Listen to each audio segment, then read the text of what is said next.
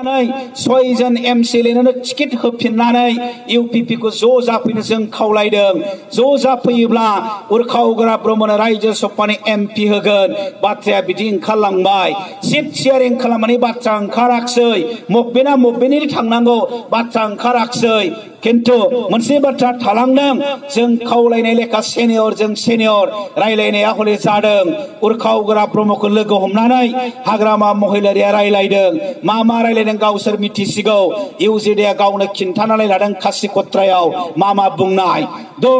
बिनि उनावहाय मेल मिटिंफोराव मिडियाफोरनि सिगाङाव बाथ्राफ्रा सोलायलांबाय थाबाय रायलायनायाथ' रायलायदों मा जागोन बुंथ'नो हाया बिथांमोना 50-50 बिदों जों होथ'नो हायाखै मा जागोन उनाव समा बुंसिगोन बे समा बुंसिगोन बुङैनो माखासे सम बारलांनायनि उनाव दिनै खौसेया थेर बेथेर जाफैफिनबाय थेर बेथेर जाफैनायनि आन्दोआव जों नुबाय जों मिथिनानै मोनबाय दामना पेपारावबो नुदों दामना ससियेल मिडियायाव नुदों दामना टिभिफोराव नुदों चन्दना बिजेपियाव हाबसिगोन खाम्फा बरगयारिया बिजेपियाव हाबसिगोन आरो बिश्वजित दैमारिया बिजेपियाव हाबसिगोन पेपाराव ओंखारनानै होबाय बेनि उनाव टिभियाव बुंबाय फैगौ 2020 आव बिटिसिनि सिबा हाग्रामा ना चन्दन बारे कुइसन खालामबाय बिनि जाहोनखौ जों बुजिबाय जे चन्दना खौसेथिखौ गनायनायाव गैया मानो गनायनो हाया मोननै खारनाव बे सिडली समस्तियाव गावनि समस्तियाव इउपिपिआसो 3 एमसिएलए देरहाखानानै दङ आरो नोंथांमोननि बे 14 चिराङाव देरहानो हायाखैब्लाबो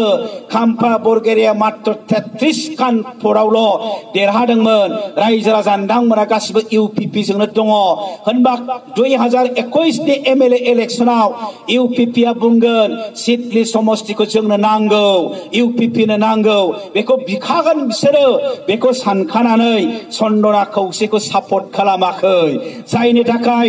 एबसुनि थांहां फैहां मावथिफोरखौ एबसुनिया नै हाबफैबाय इउपिपिनिया नै हाबफैबाय एनडिबि प्रग्रेसिभनिया नै हाबफैबाय जयेन्ट एक्सननिया नै हाबफैबाय आरो एनडिबि प्रग्रेसिभ तिरेन बर'खौ लानानै थांनानै नै एनडिबिया फुरा थुब्ला गावबाय राजनिति खालामनाया आराम्भ जाबाय आरो दिनै नोंथांमोन चन्दन ब्रह्मखौ गिनानैनो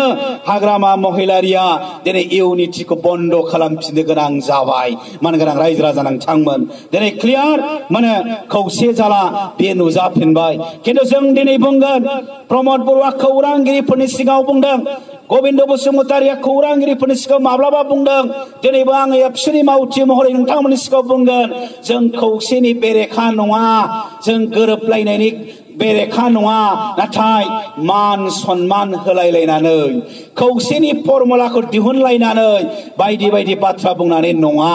बेनिखायनो नोंथांमोन जोंखौ भुल बुजिनो हागौ जोंखौ बुंनो हागौ एबसुजों रायलायदोंमोन खौसे जानासै एबसुआनो गोरोबा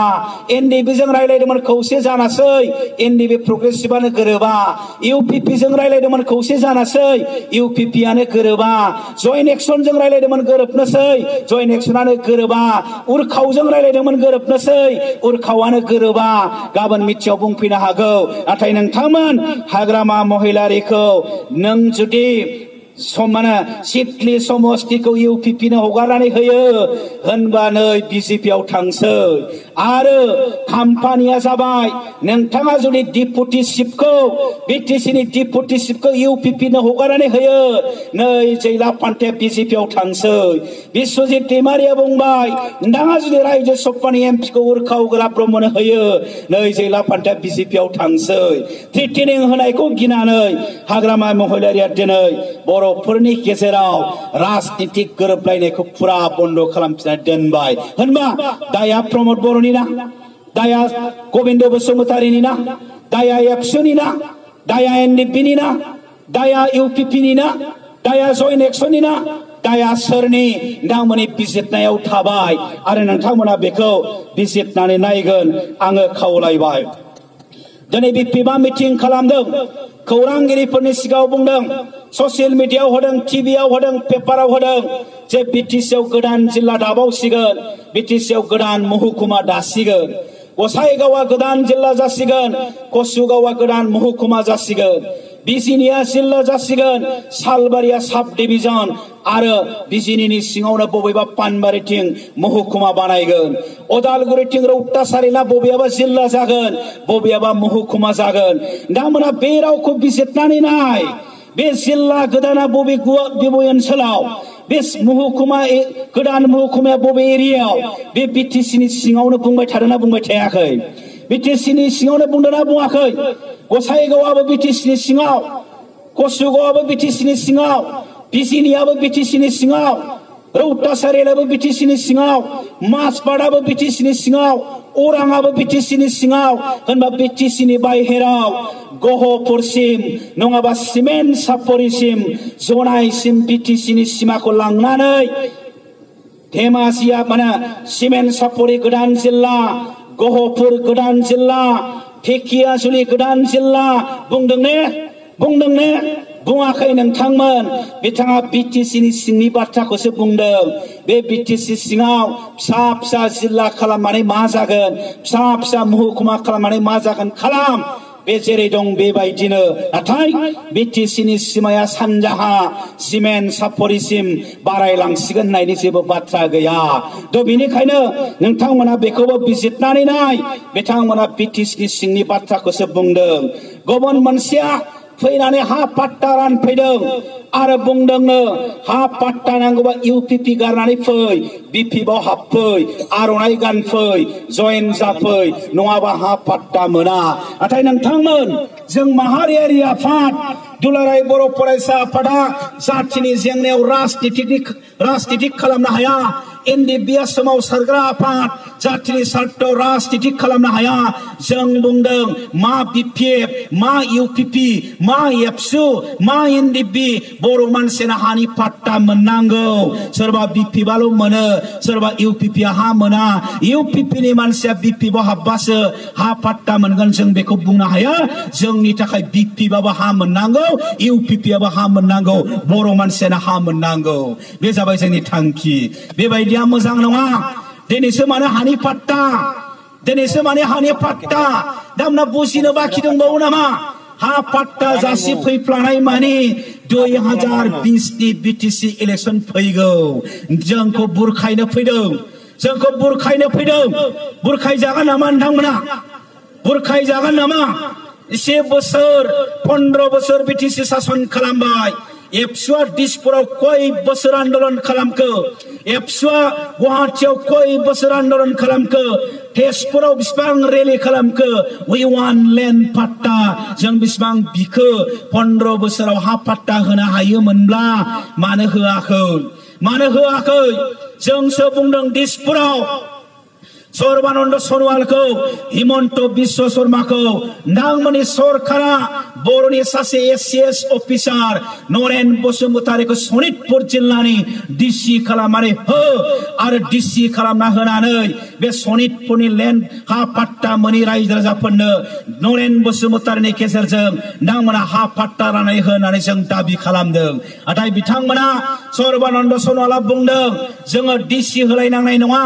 डिसि होयोबा गोबां बेले बेजे बाथ्रा फैगोन नांगौबा जोंनो बेबस्था खालामगोन बिथांमोना खोथा होदों आरो कंग्रेस सरकार थानाय समाव तरुण गगैया थांनानै माखासे मानसिफोरनो हा पाट्टा रानना हैदों बावदों नामा बेखौ खाम्फा मोना मानो बावदों दिनै बिटिसि इलेक्शन फैगौ गावनि 14 नाम्बार चिरां समस्तियाव हा पाट्टा रानलायनो नङा गुबुन रानफ्लानायाबो जागायसिगोन दा जोंनि रायजो राजाफ्रासो बेहाय सांग्रां जानांगौनि गोनांथि दं गुबुन मोनसेया जाबाय सिगां समाव बर' थुनलाइ आफादा जोनोमनि उनावनो 1952 सनावनो जोनोम जादों बर' थुनलाइ आफादा जोनोमनि उनावनो बिथांमोना आन्दोलन खालामदों दाबिबोदों एलपि स्कुलाव बर' रावखौ थिसननांगौ एमइ स्कुलाव बर' रावखौ थिसननांगौ हाई स्कुलाव बर' रावखौ थिसननांगौ हायार सेकेन्डारिसिम थांनांगौ दाबि खालामबोनानै एलपिआव मोनबाय एमइआव मोनबाय हाई स्कुलाव मोनबाय मेट्रिक होनो मोनबाय कलेजाव एमआइएल जाबाय दिनै डिग्रियाव मेजर जाबाय दिनै एमइआव कोर्स जाबाय आरो दिनै भारत संबिजितनि 90 सिटआव हाबनायनि उनाव दिनै इउपिएससि आनजादनि मोनसे अपसनेल पेपार महरै बर' रावजोंबो लिरनो मोनबाय आरो आसामनि एपिएससि आसाम पाब्लिक सार्भिस कमिशननि आनजादावबो अपसनेल पेपार हिसाबै लिरनो मोनबाय आरो बेजों लिरनानैनो मनज स्वर्गियारिया IPS जाबाय बर्मानि मनज स्वर्गियारिया बर' MIL जों अपसनेल पेपार हिसाबै लिरनानै गोबां बर' मिडियाम फरायनानै दिनै आसामनि SCS अफिसार जाबाय गुबुन गुबुन अफिसार जाबाय नाथाय दिनैसो BTC आ मानसि थैनानै मोननाय मुंख्लं जानानै मोननाय बर' रावखौ क्लास 8 सिमल' मिडियाम को क्लास 8 सिमल' खालामनोसै होननानै थांखि दैखांनो नागिरबाय जायखौ एसे आगोलाव MCLA खिन्थालांबाय 3 तारिख अक्ट'बर एनडिपिनि जोनोम सानखालि सेक्रेटारियेट अफिसाव मिटिं जादों बिश्वजित दैमारिमोना सिङाव आन्दोआव गावसा थांखि दंखासैमोन जे क्लास 8ल' खालामसै खालिबोल' थांखिखौ बयबो गनायबानो डिसिसन लानोसै बिश्वजित दैमारिया स्पिच होबाय जे इंलिश रोङाबा जेबो जाया आं 26टा हादोर बेरायबाय जेरावबो नुबाय इंराजि बेफोर बाथ्राखौ बुंबाय जोंनि प्रफेसर जोंनि सानसुमैफोरा माइक्र'फनाव थांनानै काउन्टार खालामबाय जे नोंथां बायदि 26टा हादोर बेरायनो जोंहा फैसा गैया फैसा दंखायसो नोंथाङा बेरायदों फैसा गैयाबा नोंथाङाबो बेरायनाय नङामोन दिनै बर'आ बर' लेंगुवेजआ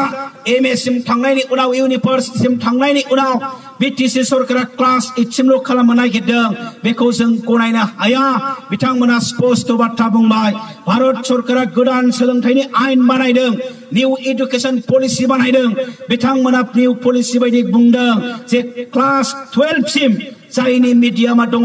बे मिडियामाल' थागोन मिडियाम अफ इन्सट्राक्शन हिसाबै जायनि मिडियामा क्लास 8 सिमल' बिसोरखौ बोखारनाय जासिगोन होननानै बुंदों बे लेखा आसाम सरकारा बर' रावखौ क्लास 12 सिम एप्रुभ होखाबाय खालिबोल' बर' थुनलाइ आफादा बिजाब साफायनायाव आरो ट्रेन्सलेसन खालामनायाव लेट जानायखाय बेखौ स्टार्ट खालामनो हायाखै जागायजेननो हायाखै बेयावल' आद्रा जानानै दङ बे दिनखालि कमिटि दानो नागिरबाय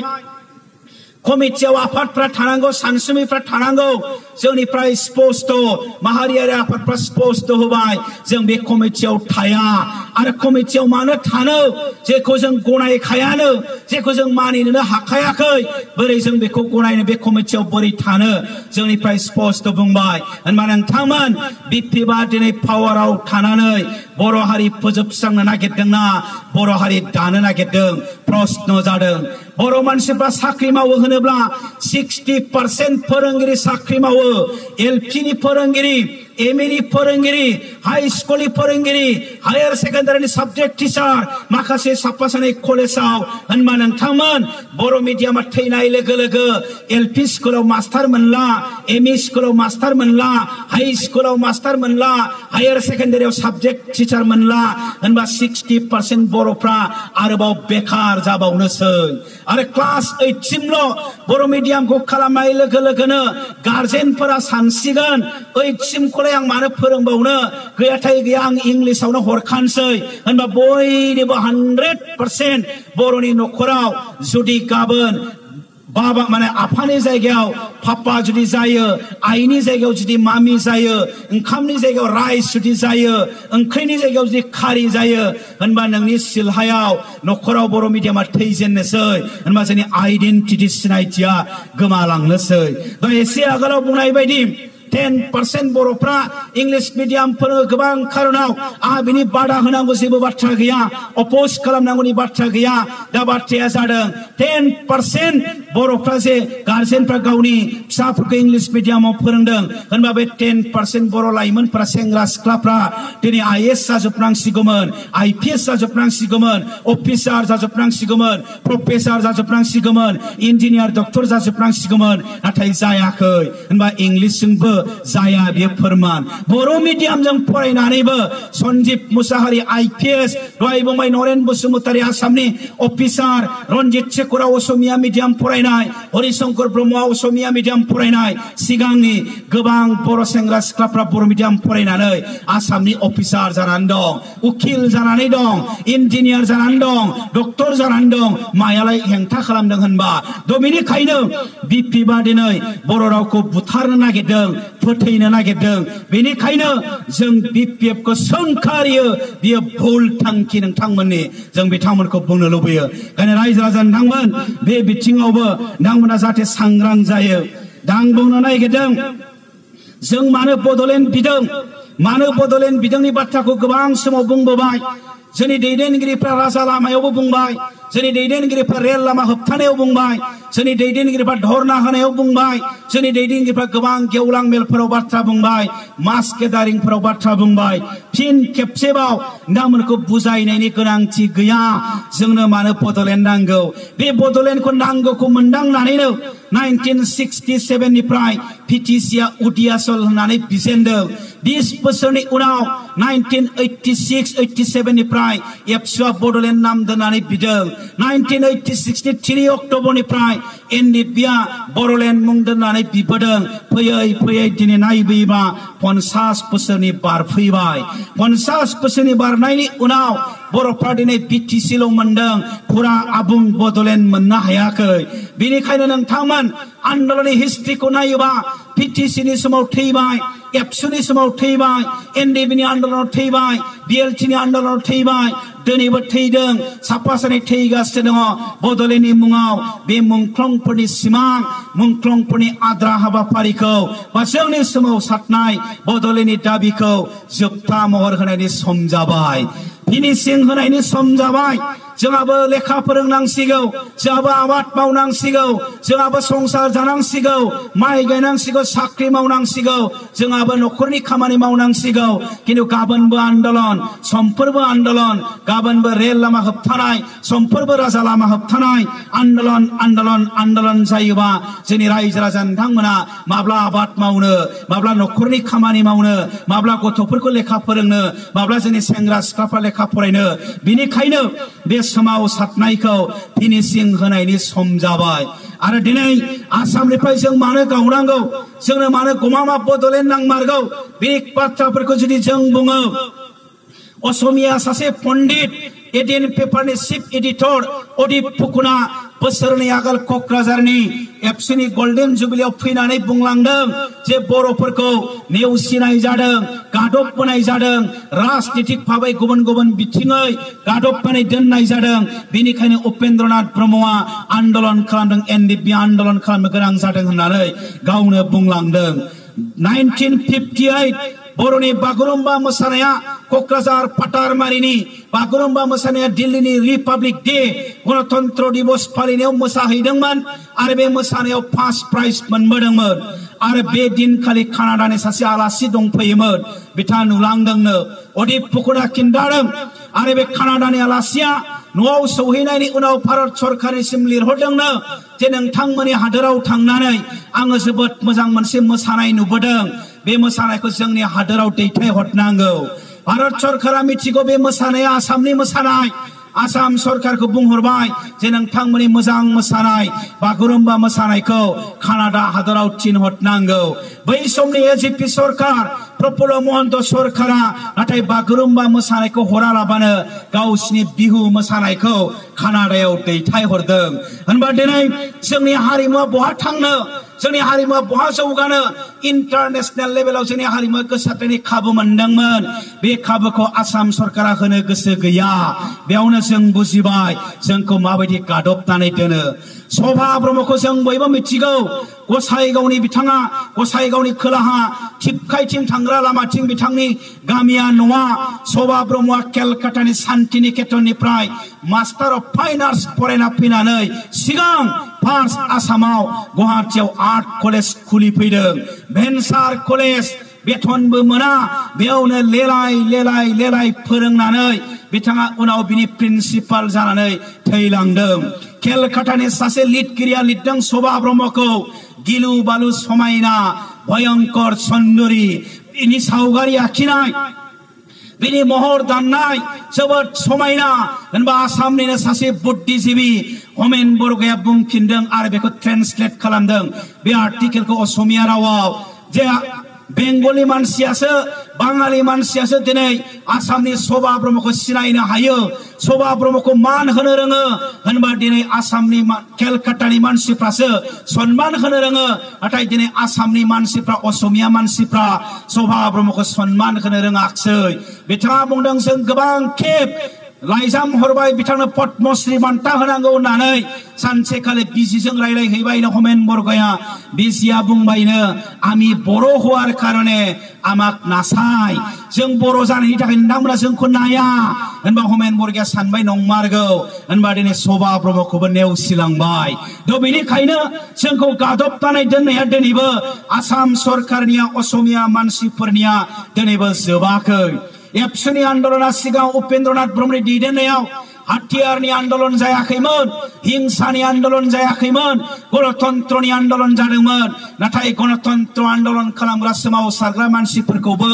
जेलाव सोनानै दोनो बुख्रुबो गावथारो जिनाहारि खालामो अपारेशन खालामो न' बुसियो बुग्लुंलाङो बिनि उनावसो डेम'क्रेटिक सोमावसारनाया गुबुन महर लादों होनबा जोंखौ फेरलेबसेबो आसामाव मोजाङै थानो होआ जों बिनिफ्राय बुजिनो हाबाय आसामाव जोंहा रैखाथि गैया गुबुन मोनसे 1979 आव 1979 सनाव आसु आन्दोलन खालामदों बहिरा गथ' होखानायनि मुङाव बांलादेशी होखानायनि मुङाव 6 बोसोर आन्दोलन जानायनि उनाव 1985 आव एकर्ड जादों आसुनि एकर्ड आसाम एकर्ड आरो बे एकर्डआव 6 नम्बर दफा दङ 6 चेप्टार दङ आरो बेयाव लिरनाय दं असमिया मानसिफोरनि रक्षा कवच रैखाथि होनाय असमिया मानसिखौ साख्रिनि रिजार्भ एडमिशननि reserve MLA seat reserve MP seat reserve गुबुन गुबुन बिथिङाव रिजार्भ फरायनायाव रिजार्भ बायदि बायदियाव रिजार्भ दा होनबा बै समावनो जोंनि दैदेनगिरिफ्रा प्रश्न खालामदों बे 6 चेप्टारखौ जों गनायनो हाया मानोना जों असमिया नङा जों बर'सो जों असमिया नङाबा नोंथांमोना लिरनायाव दङ असमिया मानसिनि रक्षा कवच होनबा प्रश्न खालामनाय जादों असमिया सोर असमिया गुन असमिया जोंनिफ्राय प्रश्न खालामदों बिथांमोना दिनै गावसिनि असमिया मानसिफोरनि थाखायल' रक्षा कवच खालामनानै दोननो नागिरदों जोंनि थाखाय रक्षा कवच गैया आरो बे 6 चेप्टारा इमप्लिमेन्ट जानांगौबा जोंनि थाखाय जोबोद खहा गोनां बेनिखायनो जोङो बे आसामाव जेबो रैखा गैया ब्रह्मपुरलुंबुथुरनि साहा संकसनिफ्राय सदिया गोलाव ओनसोल बर'फोर रायजो जानाय बे ओनसोलखौ जोंनो बडलेण्ड नांगौ होननानै आन्दोलन जाबोदों बेयो जाबाय जोंनि आन्दोलन दा बेखौ बोरै मोननो बे बडलेण्डखौ बोरै मोननो बडलेण्ड मोननायनि फर्मुलाया मोनथाम बडलेण्ड मोननायनि फर्मुलाया मोनथाम 1 नम्बरा जाबाय आन्दोलन गणतान्त्रिक आन्दोलन 2 नम्बरा जाबाय हाथियारनि आन्दोलन 3 नम्बरा जाबाय राजनीतिकनि आन्दोलन हाथियारनि आन्दोलनखौ सासपेन्ड खालामबाय सिजफायाराव दंथ'यो दोनथ'नाय जाबाय दा मोननै आन्दोलन जादों बर'फोरनि गेजेराव 1 नम्बर आन्दोलन माने डेमोक्रेटिक आन्दोलन 2 नम्बर आन्दोलन राजनीतिकनि आन्दोलन डेमोक्रेटिक आन्दोलना जाबाय